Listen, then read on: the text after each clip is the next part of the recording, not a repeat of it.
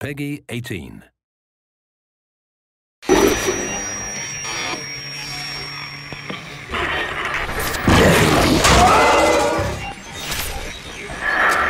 As any engineer knows, a great creation is made up of many components, much like the human body and all its vital organs.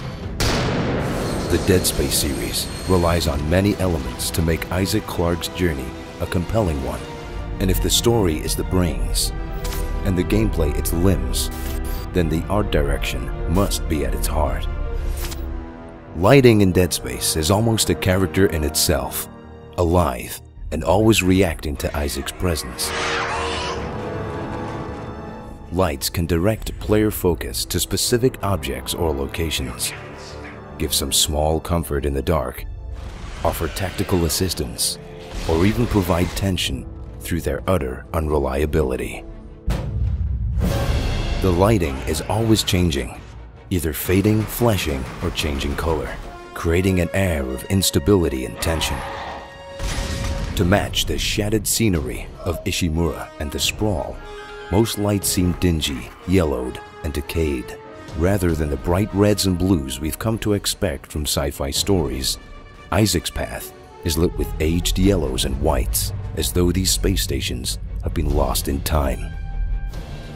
The technology used by Isaac and the other characters also seems old and broken down, as if it could short-circuit at any moment. Since the last time Isaac spoke with Nicole was through a grainy static-filled log shown at the start of Dead Space 2, video static and interference also play an important role in the marker's distorted vision of her. Much of the technology in Dead Space 3 takes this feeling of brokenness a step further, as a lot of it is from an expedition lost 200 years prior to the events of the series. The buildings are falling apart, the doors screech when they open, and everywhere there is decay.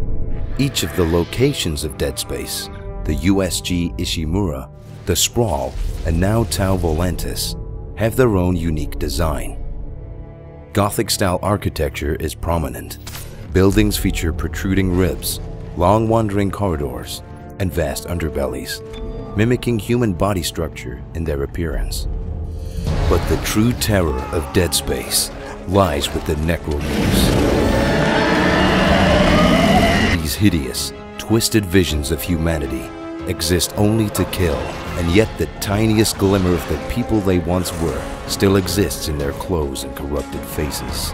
Their bodies have been bent, broken, and repurposed from dead flesh to slash, gut, and gore. From the hulking brutes to the nightmarish lurkers, each and every necromorph has been designed to terrify and horrify as they haunt dark spaces in search of victims.